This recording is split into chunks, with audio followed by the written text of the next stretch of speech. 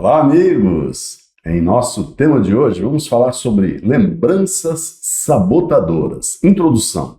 Ao começarem ou retomarem o caminho do autoconhecimento e da abertura para a vida espiritual, muitas pessoas se veem, nessa fase, dominadas por lembranças de erros do passado.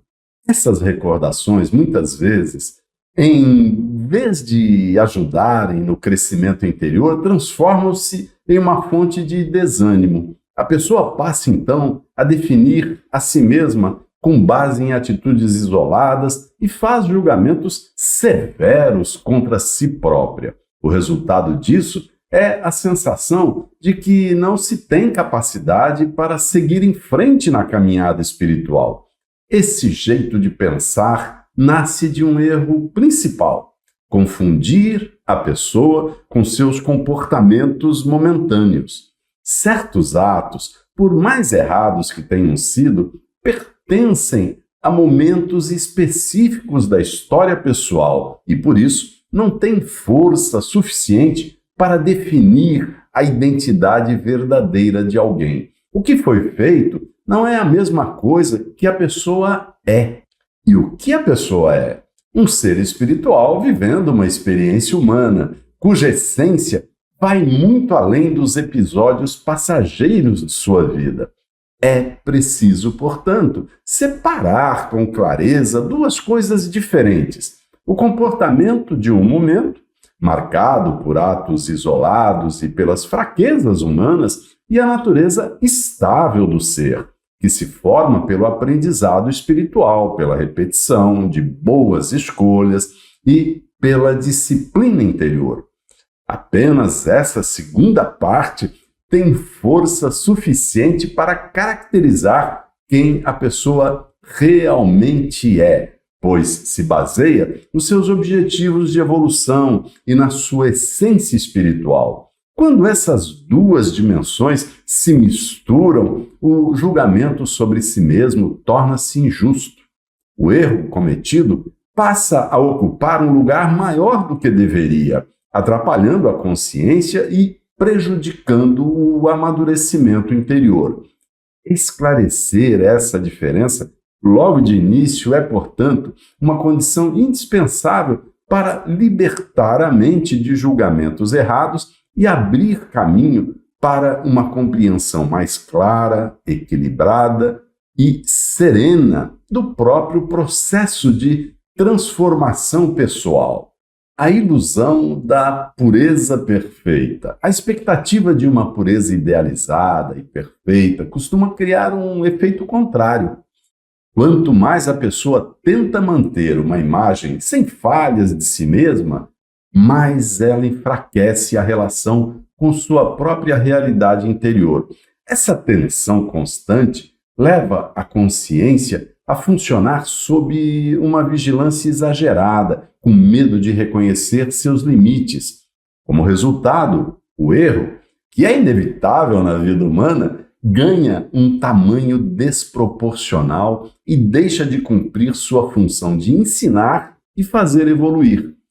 A partir dessa visão distorcida, o foco do crescimento espiritual muda. Deixa de ser a transformação interior e passa a ser uma tentativa artificial de se proteger. Em vez de compreender e aceitar a experiência, a pessoa tenta escondê-la. Em vez de clarear a consciência, tenta sustentar uma coerência falsa e frágil. É nesse cenário que vemos, com frequência, alguém abandonar práticas espirituais saudáveis, como a limpeza psíquica recomendada pelo racionalismo cristão ou a leitura diária de bons livros. Logo, após cometer um erro moral ou ter uma reação impulsiva, como se um único episódio fosse capaz de anular todo o esforço feito até ali. Não se trata, porém, de fechar os olhos para o erro, mas de entender que a falha deve ser reconhecida e corrigida, sem que isso signifique condenar o ser humano que continua tendo qualidades e potencial para melhorar e se corrigir. Quando essa compreensão começa a se firmar, abre-se espaço para um amadurecimento espiritual verdadeiro, que se mostra na vontade contínua de rever conceitos e comportamentos, reconhecer os próprios defeitos sem fazer drama, nem ser complacente demais, permite que cada fraqueza se transforme em um ponto de apoio para se reorganizar por dentro e não em um obstáculo definitivo. O erro, quando observado com atenção e honestidade, deixa de paralisar e passa a cumprir sua função pedagógica. Resiliência. O erro não invalida a caminhada. O que realmente atrapalha o caminho é parar por causa do desânimo. O progresso espiritual não é medido pela ausência de quedas, mas pela capacidade de se levantar e reencontrar o próprio equilíbrio com mais clareza, humildade e responsabilidade. Cada falha reconhecida com honestidade, longe de ser um retrocesso total, pode converter-se em um avanço no processo de evolução. Assim como a poda que, ao invés de matar a árvore, a prepara para crescer com mais força. Ninguém, portanto, precisa desejar ser outra pessoa.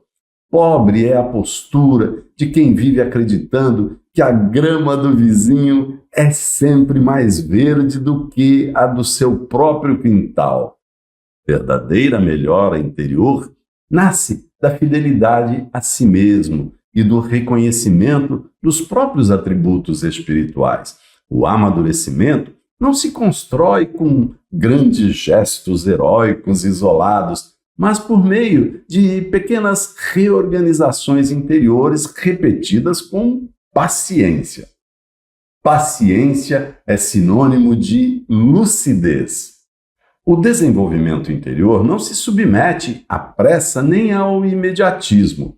Um dos equívocos mais frequentes entre aqueles que procuram viver de acordo com os ensinamentos do racionalismo cristão é exigir resultados rápidos em um campo que só amadurece por meio da assimilação lenta e progressiva.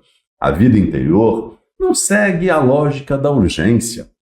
Ela obedece à lógica do amadurecimento natural, própria de tudo o que cria raízes profundas. A organização da consciência segue ritmos que não são os mesmos do relógio, mas sim o tempo da alma. Existem compreensões que não acontecem só porque desejamos, assim como não há virtudes que se fixem por decisões instantâneas. O que é estável em nosso ser exige uma paciência educativa, a capacidade de sustentar o processo sem forçá-lo, como quem cultiva a terra respeitando as estações do ano. A impaciência espiritual, mesmo quando motivada por boas intenções, tende a gerar frustração, ansiedade e uma autocrítica excessiva que mais confunde do que esclarece.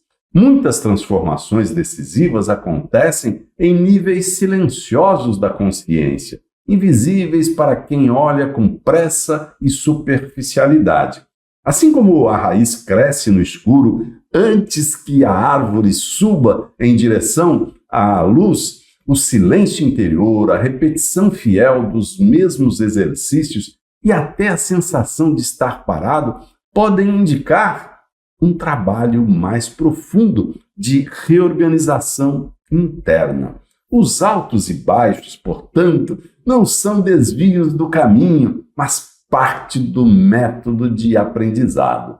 A consciência não se forma em linha reta, ela avança por aproximações sensíveis, alternando momentos de clareza e de inquietação. Nessas oscilações, a paciência mostra sua natureza mais elevada.